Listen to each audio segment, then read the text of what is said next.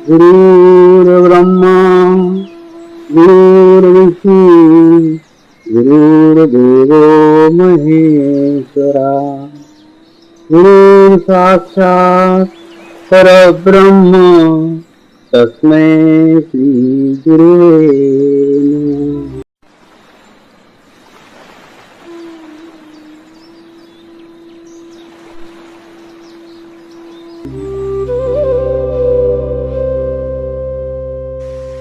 मैं एक पवित्र आत्मा हूं, यानी मैं शरीर नहीं हूं। मैं एक शुद्ध आत्मा हूं। शुद्ध आत्मा केवल परमात्मा है। परमात्मा के सिवा मेरा कोई अस्तित्व नहीं है। मैं परमात्मा मैं हूं। मैं एक पवित्र आत्मा हूं, यानी मैं शरीर नहीं हूं। मैं एक शुद्ध आत्मा हूं। शुद्ध आत्मा केवल परमात्मा है। परमात्मा के सिवा मेरा कोई अस्तित्व नहीं है। मैं परमात्मा मैं हूं। मैं एक पवित्र आत्मा हूं, यानी मैं शरीर नहीं हूं। मैं एक शुद्ध आत्मा हूं। शुद्ध आत्मा केवल परमात्मा है। परमात्मा के सिवा मेरा कोई अस्तित्व नहीं है। मैं परमात्मा मैं हूं।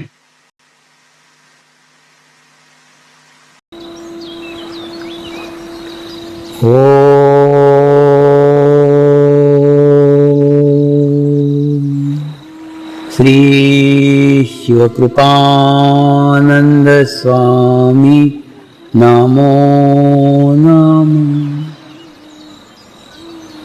ओम श्री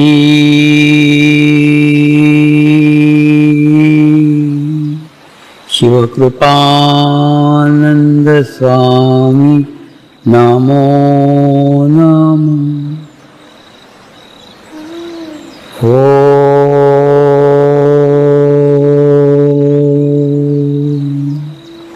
श्री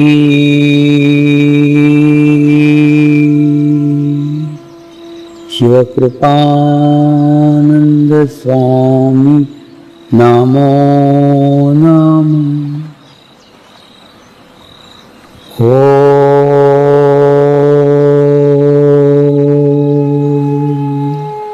श्री शिवकृपानंद स्वामी नमो नमः।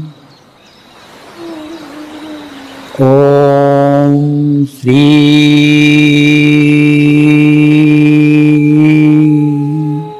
शिवकृपानंद स्वामी नमो नमः।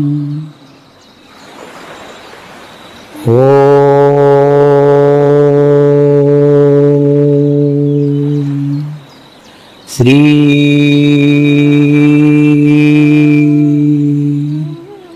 शिवकृपानंद स्वामी नमो नमः।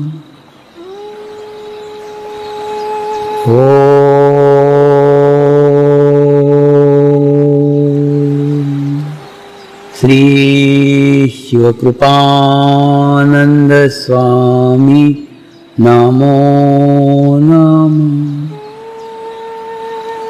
ओम श्री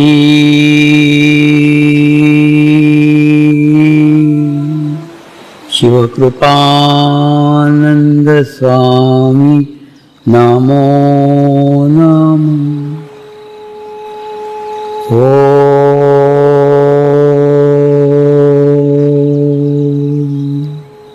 श्री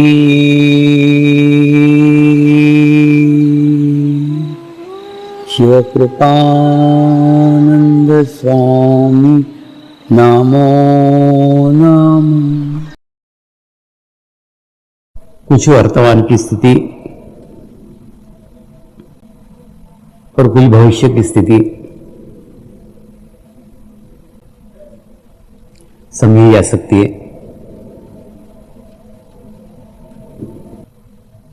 कुछ आगे का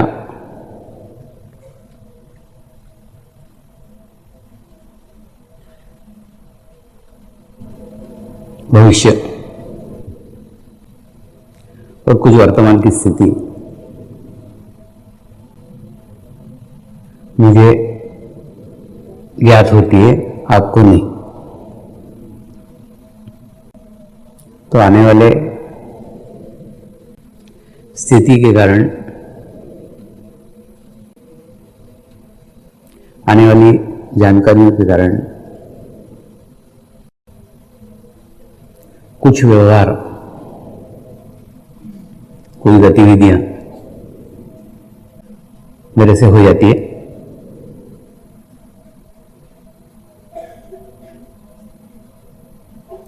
उसका अभी उत्तर मांगोगे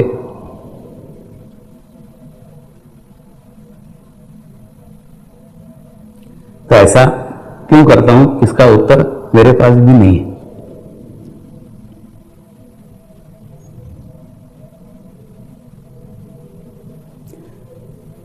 मेरी भी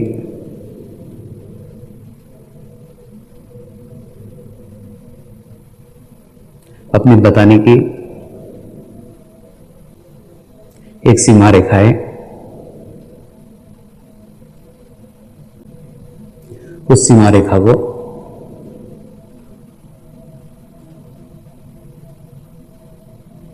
लांघ करके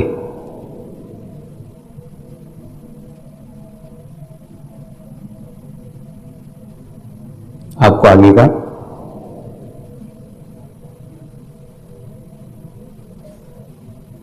कुछ नहीं बताऊंगा,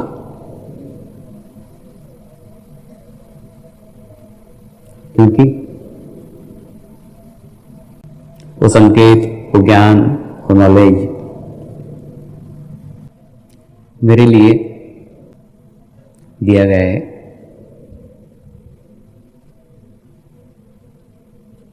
इसलिए जो कुछ कहता हूं, जो कुछ करता हूं, उस पे चलने का कार्य करो। जैसे एक उदाहरण से मैं आपको समझाने की कोशिश करता हूं कि आपके जूनागढ़ के अंदर कल्पना कीजिए कि एक बहुत बड़ी प्रदर्शनी लगी और उस प्रदर्शनी में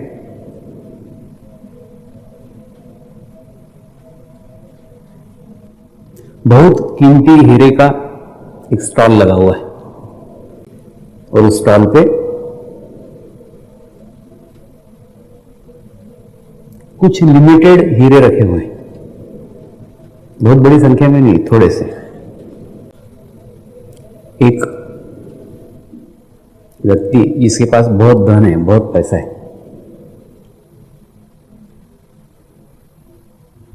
वो व्यक्ति उस स्टॉल पे जाता है, जो कुछ हीरे रखे हैं उसमें से एक हीरा सिलेक्ट करता है, उसका दाम चुकाता है, उसका पैसा देता है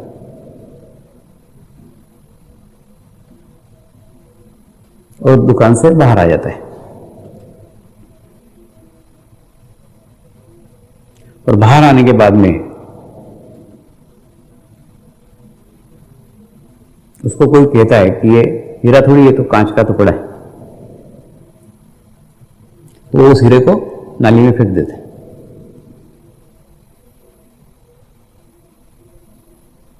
फिर दोबारा उस स्टॉल पे भीड़ लगती है, बहुत सारे लोग जाते हैं। फिर ये व्यक्ति फिर जाता है, फिर अंदर जाके एक हीरा खरीदता है, हीरे की कीमत देता है, दाम चुकाता है, हीरा लेके बाहर आता है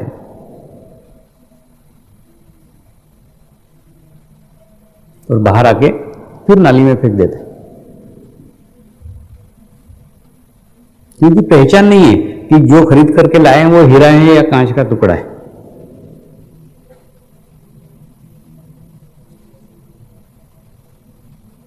ऐसा बार बार जाता है, तो बार बार जाकर के बार बार हीरे खरीदता है, बाहर आता है, फेंक देता है। तो इस सारी प्रक्रिया में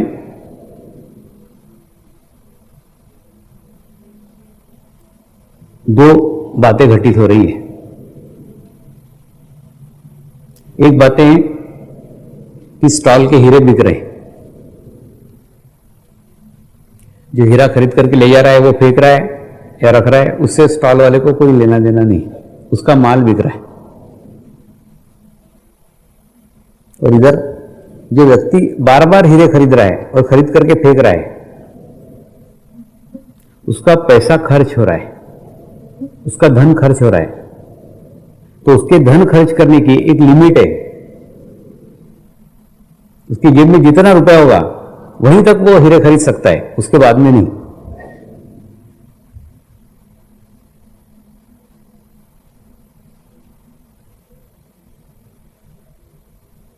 तो सद्गुरु वो हीरे का स्टॉल है जो हीरे बेचने के लिए आया है, लेकिन हीरे सीमित है, लिमिटेड है, परमानेंट दुकान नहीं है। उतने हीरे बेच करके वो वापस चला जाएगा। और जब वो देखता है कि सामने वाला व्यक्ति बार बार आ रहा है और हीरे खरीद करके लेके जा रहा है और बाहर जाके फेंक रहा है, और एक दिन ऐसा आने वाला है जब इसकी जेब में एक नया पैसा भी नहीं रहेगा, और जब इसकी जेब में एक नया पैसा नहीं रहेगा और मेरे दुकान पे हीरे रहेंगे, तो ये दुकान उसके कोई काम की नहीं रहेगी। इसलिए काम की नहीं होगी क्योंकि उसके जेब में पैसा ही नहीं होगा। तो ये हीरे के दुकानदार रूपी सद्गुरु उस व्यक्ति को कहता है कि दुकान के सामने सिर्फ खड़ा रहे, दुकान में आ मत, हीरे खरीद मत, दुकान के सामने सिर्फ खड़ा रहे, और तब तक खड़ा रहे जब तक तेरा जिसके ऊपर विश्वास नहीं है, ऐसा व्यक्ति इस दुकान से हीरे न खरीदे। तेरा जिसके ऊपर फेथ है, जिसके ऊपर विश्वास है कि जो हीरे का अच्छा पारखी है, जब वो उस दुकान से खरीद करके हीरे लेके जाएगा और वो कहेगा कि अच्छे हीरे हैं, तभी तो उस दुकान के हीरे खरीदना।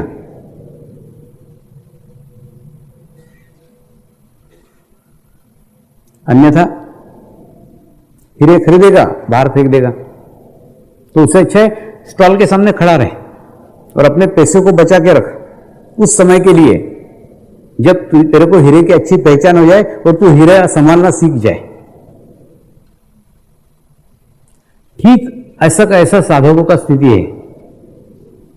साधकों के पूर्व कर्म के कारण गुरु का सानिध्य प्राप्त होता है, और हर दफे प्रत्येक साधक को प्रत्येक सानिध्य की कीमत चुकाना पड़ती है,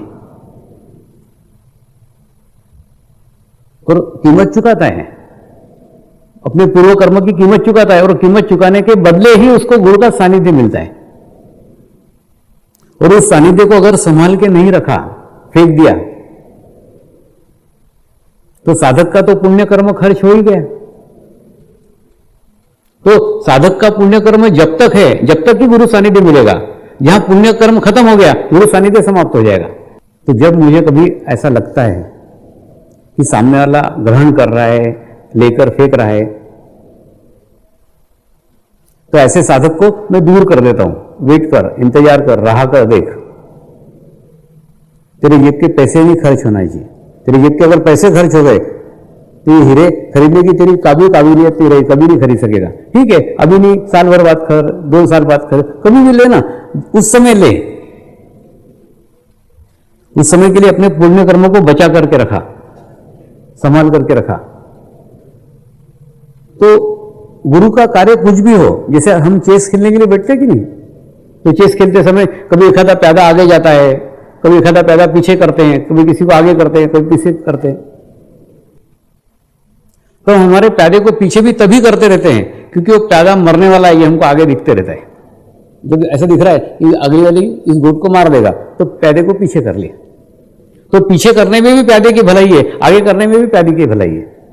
तो गुरु क्या कर रहा है, उधर ध्यान ही मत दो। वो पीछे रख रहा है, पीछे बैठ जाओ, आगे रख रहा है, आगे बैठ जाओ। वो जहां रख रहा है वो तुम्हारे सुविधा के लिए रख रहा है, तुम्हारे हित के लिए रख रहा है, तुम्हारे अच्छे के लिए रख रहा है। गुरु के हाथ से अहित कभी हो ही नहीं सकता, कर ही नहीं सकता। और अपने पुण्य कर्म को संभालना सीखो। आप कल्पना करो कि आपके पास में एक चेक है, वो चेक बैंक में आपने प्रेजेंट किया, उसको कैश करा लिया और कैश भी उड़ा दी, तो ना चेक रहा ना कैश। उससे अच्छा कम से कम चेक को ही संभाल के रखो। आज नहीं, 1 महीने बाद कैश कर सकते हो, 2 महीने बाद कैश कर सकते हो। तो उसी तरह से अपने पुण्य कर्मों को संभाल करके रखो। तो इसीलिए मेरे को ये दिखते रहता है, इसलिए मैं हर दफे अवॉइड कर देता हूं। साधकों से दूर जितना रहो उतना अच्छा है, क्योंकि साधक जितने पास में आएंगे वो अपना पुण्य कर्म खर्च करेंगे और उनका पुण्य कर्म कम होगा। और जब कम होगा और वो उसको अगर नहीं संभाल करके पाए तो नुकसान है। अब आप कहोगे स्वामी जी फिर संभालना कैसा? आपके सानिध्य में आते हैं, आपके पास में आते हैं, हमारा पुण्य कर्म खर्च होता है, तो उसको संभालना कैसा? आपने जो चेक को कैश किया है उस कैश को इन्वेस्ट करो, ऐसी जगह इन्वेस्ट करो जो ग्रो कर सके, बढ़ सके। लगाते हो कि नहीं? इस योजना में लगाते हो, उस योजना में लगाते हो, 8 साल बाद दुगना, 10 साल बाद तिगुना। तो ठीक उसी प्रकार से जो सानिध्य मिला है उस सानिध्य से आप सूक्ष्म शरीर के साथ आपका सानिध्य निर्माण करो, आपका संबंध निर्माण करो। प्रत्येक सानिध्य को कैश कराओ। जब भी सानिध्य मिला अपनी मेमोरी में स्टोर कर लो कि स्वामी जी मेरे सामने बैठे हैं, उसको पूंजी बना लो। हमको तो वैसे भी आदत है, होता है कि नहीं? शादी के बाद का जो पहला साल है उसको याद करके पूरी जिंदगी गुजारना पड़ती। तो बस वही आदत यहां कर लो। एक गुरु पूर्णिमा याद करो और उसके बाद में साल भर तक उसमें रहो कि हाँ गुरु पूर्णिमा में, गुरु पूर्णिमा। जीवन में अच्छे क्षण बहुत कम आते हैं, उसको संभालना सीखो, समझना सीखो और उसको वृद्धिगत करो, मल्टीप्लाई करो, उस पर चित्त रखो। जैसे ही चित्त रखोगे वो वृद्धिगत होगा, बढ़ेगा। तो गुरु सानिध्य को भी आप मल्टीप्लाई कर सकते हो, बढ़ा सकते हो, उस पर चित्त रख के। कैसे घर से निकले, कैसे जूनागढ़ पहुंचे, कैसे जूनागढ़ में वो कोई मिला, क्या क्या घटनाएं हुई, स्वामी ने क्या कहा, वहां क्या हुआ, सब बार बार बार बार एकदम खूब स्टोर करके अंदर रख लो। वो भैंसे नहीं रहती, भर लेती और फिर चकड़ चकड़ चकड़ चबाते रहती, वैसे साल भर तक उसको चबाते रहो। तो उसको इकट्ठा करो ना। आप क्या करते हो, इस कान से लेते हो, इस कान से निकालते हो, तो अंदर कुछ भी नहीं, फिर खाली के खाली। अगले गुरु पूर्णिमा आओगे फिर वही ऐसे। तो चलनी लेके यहां मत आओ, इधर से डाला इधर से निकल गया। तो जो कुछ मिला है उसको इकट्ठा करो, उसको स्टोर करो और उसको वृद्धिगत करो। वृद्धिगत करने का तरीका आपका चित्त उसके ऊपर रखो। जैसे चित्त रखोगे वो वृद्धिगत होगा, बढ़ेगा।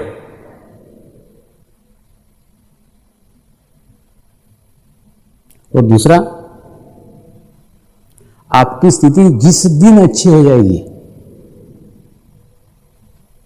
जिस दिन संतुलित हो जाएगी, जिस दिन बैलेंस हो जाएगी, उस दिन से मैं बोलना बंद कर दूंगा। ये बोल रहा हूं इसका मतलब ही स्थिति ठीक नहीं है। देखो, जैसे खदान रहती है ना वैसी मिट्टी रहती है। आप जैसे एक खदान में से मिट्टी खोद के लाओ, लाल मिट्टी की खदान है तो लाल मिट्टी निकलेगी, पीली मिट्टी की खदान है पीली मिट्टी निकलेगी। ठीक उसी प्रकार से मैं उस खदान से निकला हुआ हूं। मैं उन गुरुओं के सानिध्य में तैयार हुआ हूं, निर्माण हुआ हूं, जिन्होंने जीवन में एक शब्द भी बोला नहीं। आप देखो कितना विरोधाभास है। मैंने जीवन में एक शब्द भी सुना नहीं और जबकि आपको हजारों शब्द सुना रहा हूं।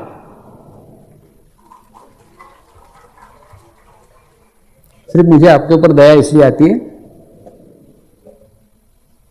आप कलुषित वातावरण में हो, नकारात्मक दुनिया में हो।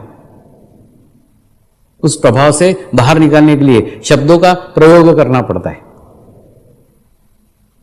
अब मैं आपको बताता हूं, कुछ नहीं है। पहले दिन, दूसरे दिन, तीसरे दिन आपकी स्थिति अच्छी हो गई थी तो मेरे बोलने की स्पीड कम हो गई थी। बोलने की गति कम हो गई थी। कुछ नहीं, जैसे ऑर्केस्ट्रा बजता है कि नहीं, आपने देखा होगा कई बार ऑर्केस्ट्रा बजता है, इधर हाथ से ये बजा रहे हैं, इधर हाथ से ये बजा रहे हैं, पैर से कुछ तो बजा रहे हैं, मतलब एक बॉडी से 3-4 इंस्ट्रूमेंट बजा रहे हैं, वो मुंह से गाना गा रहे हैं।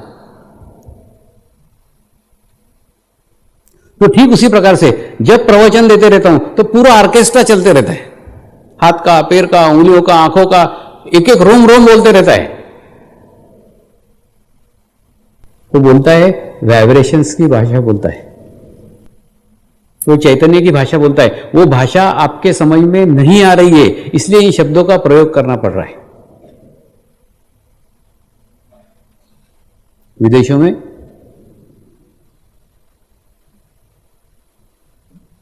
इन लोगों को कोई शब्द समझ में नहीं आता क्या बोलता हूं, तो ये लोग कहां एकाग्रता करते वो आपको रहस्य बताता हूं। कुछ नहीं है, जैसे मैंने बोला 2 शब्द, तो पहली बात तो एक गार्ड बांध लो, ध्यान की उच्च अवस्था में कुछ बोला ही नहीं जा सकता, एक शब्द भी नहीं बोल सकते,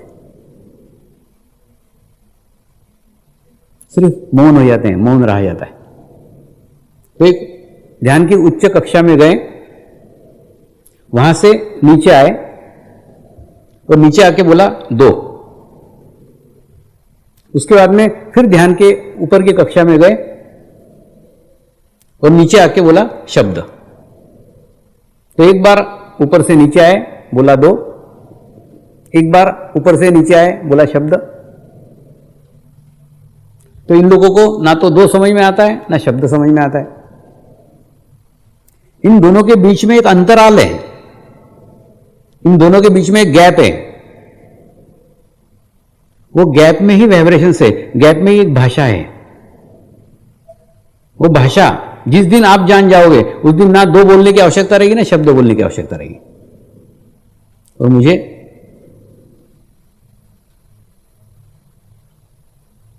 आगे वो दिन भी नजर आ रहे हैं, जैसे मैंने बताया ना, जैसी खदान वैसी मिट्टी।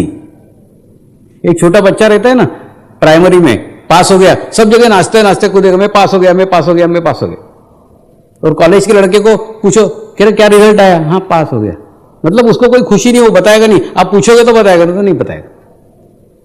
ठीक उसी प्रकार से मैं अभी नया नया समझ में आया हूं, इसलिए इतनी बातें कर रहा हूं, लेकिन धीरे धीरे धीरे धीरे धीरे धीरे धीरे धीरे ये बातें कम कम कम कम कम होगी और बाद में बंदी हो जाएगी। फिर आपके लिए एक इतिहास रहेगा कि कभी वो बोलते थे। तो उस स्थिति में जाने के पूर्व आप मेरी भाषा समझ लो ना। आप अगर मेरी भाषा समझ लोगे तो उस समय हमारी कुछ बातचीत हो पाएगी, कुछ बोलचाल हो पाएगी, अन्यथा बाद में तो ये भाषा बंद ही होने वाली है। ये भाषा शाश्वत नहीं है, ये परमानेंट नहीं है कि सदैव यही भाषा बोली जाएगी। ये भाषा धीरे धीरे धीरे धीरे कम होगी। ये भाषा बहाना है। इस भाषा के साथ जो कुछ दिया जा रहा है उसको शब्द में अभिव्यक्त नहीं किया जा सकता, उसको सिर्फ आप महसूस कर सकते हो। उसको महसूस करो कि शब्दों के बीच में क्या दिया जा रहा है। ऑर्केस्ट्रा कौन सा म्यूजिक बजा रहा है, कौन सा संगीत बजा रहा है, पैर क्या बोल रहे हैं, हाथ क्या बोल रहे हैं, अंगूठे क्या बोल रहे हैं, बाल क्या बोल रहे हैं, सर क्या बोल रहा है, एक एक चीज बोल रहा है। उसके भाषा में कोई शब्द नहीं है। मैं कई आदिवासी जातियों के साथ रहा हूं। 28 जाति के लोग एक दूसरे की भाषा नहीं समझते थे, एक दूसरे को नहीं जानते थे, और मैं 29वां। ऐसे हम 29 लोग इकट्ठा होकर के प्रवचन करते थे, डिस्कस करते थे और वापस चले जाते थे, जबकि वहां पे एक शब्द का भी उच्चारण नहीं होता था, कोई भी एक शब्द नहीं बोलता था, और एक का बोला हुआ शब्द दूसरे के समझ में भी नहीं आएगा। तो कौन सी लैंग्वेज थी, कौन सी भाषा थी? उस भाषा को समझने का कोशिश करो। वो भाषा अगर आपको समझ में आ गई तो आपको पशु पक्षियों की सबकी भाषा समझ में आएगी। वो भाषा सिर्फ वाइब्रेशंस की भाषा है, एनर्जी की भाषा है। वो भाषा समझ में नहीं आ रही है, इसलिए इस भाषा का इतना इस्तेमाल करना पड़ रहा है। तो मेरी इच्छा है आप उस भाषा को समझो। वो भाषा को समझ में आएगा तो ये भाषा का कुछ आवश्यकता नहीं है। तो भाषा को सुनने से अच्छा भाषा को महसूस करो। जो सुनी जा रही है उसके पीछे कुछ महसूस भी हो रहा है, उस महसूस करने का कोशिश करो तो आपको सब समझ में आएगा। सारे message clear clear clear clear रहते हैं। लेकिन रहते हैं वो वाइब्रेशंस की लैंग्वेज में रहते हैं, शब्दों के लैंग्वेज में नहीं, क्योंकि प्रत्येक अलग अलग स्तर के ऊपर आदमी उसको अलग अलग ग्रहण करेगा। इसलिए वाइब्रेशंस के लेवल पे एक ही मैसेज रहता है, उस मैसेज को आप सब जने समझ सकते हैं। जो उस स्थिति तक गया, जो उस भाषा तक जुड़ा, वो उसको समझ पाएगा, जो नहीं जुड़ा नहीं समझ पाएगा। हम जीवन भर परमात्मा को बाहर खोजते रहते हैं, यहां जाते हैं, वहां जाते हैं, वहां जाते हैं, वहां जाते हैं, वहां जाते हैं, ढूंढ रहे हैं, बाहर ढूंढ रहे हैं परमात्मा, जबकि वो आपके भीतर ही बैठा हुआ है, आपके अंदर ही बैठा हुआ है। और वो जितने आपके करीब है, वो आपके जितने पास है, उतना बाहर का परमात्मा नहीं है। परमात्मा तो सर्वत्र है, परमात्मा कहां नहीं है।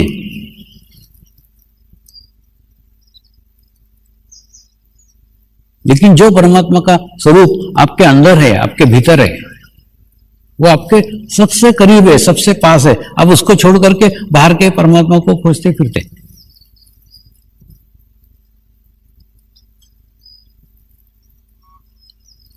और जो आप बाहर परमात्मा खोजते ना, वो भी सारे मिरर है, सारे आईने हैं, आईने हैं।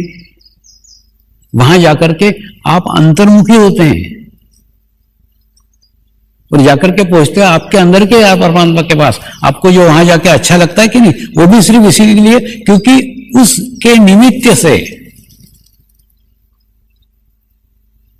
उसके कारण आप आपके अंदर के परमात्मा तक पहुंचते हो। आप जैसे किसी मंदिर में जाते हैं, किसी देवता के मूर्ति के सामने खड़े होते हैं, एक क्षण खड़े होते हैं, एक क्षण में आपको बहुत सुख की प्राप्ति होती है, बहुत आनंद लगता है, बहुत अच्छा लगता है। क्यों? किसी महात्मा ने, किसी संत ने अपनी अंतर्मुखी शक्तियां उस देवता में डाली हुई है, उस देवता की मूर्ति में डाली हुई है। इसके कारण जैसे आप मूर्ति के सामने आते हैं, आप अंतर्मुखी हो जाते हैं, आप आपके अंदर के परमात्मा के पास पहुंच जाते हैं, एक क्षण में पहुंच जाते हैं। लेकिन निमित्त लगता है, मूर्ति नहीं होगी तो नहीं जाएंगे। जैसे होता है कि नहीं, अपने को अपना चेहरा देखने का है तो अपने को मिरर चाहिए, मिरर होगा तो चेहरा दिखेगा, मिरर नहीं होगा तो चेहरा नहीं दिखेगा। देवताओं की मूर्तियां मिरर है, ये आपको रिफ्लेक्ट करती है, आपको आपके ही परमात्मा को मिलाती है, एक मिरर का काम करती है। वैसे आप किसी समाधि स्थान पे जाते हैं, वहां पे भी जाने के बाद में वहां पे वो शरीर रखा हुआ है, जिस शरीर के साथ लाखों आत्माएं जुड़ी हुई है, लाखों आत्माओं की सामूहिकता, कलेक्टिविटी उसके अंदर है। प्रार्थना करेंगे, हे परमात्मा, हम सभी पवित्र आत्माएं आपको हृदय से प्रार्थना करते हैं कि सारे विश्व में शांति हो, सारे विश्व के आत्माओं की आध्यात्मिक उन्नति हो एवं सर्वांगीण उन्नति हो, यही हम सब आत्माओं की शुद्ध इच्छा है। हे परमात्मा, हम सभी पवित्र आत्माएं आपको हृदय से प्रार्थना करते हैं कि हमारे सद्गुरु श्री शिव कृपानंद स्वामी जी का स्वास्थ्य सदैव अच्छा रहे, उनकी आयु दीर्घ हो, यही हम सब आत्माओं की शुद्ध प्रार्थना है, शुद्ध प्रार्थना है, शुद्ध प्रार्थना है। शांति पाठ करेंगे। ध्यो शांति अंतरिक्ष गुम शांति पृथ्वी शांति रापः शांति औषधयः शांति वनस्पतयः शांति विश्वे देवाः शांति ब्रह्म शांति सर्वगम शांति शांति एव शांति सामा शांति एधि ओम शांति शांति शांति सर्व इष्टसु शांति भवतु।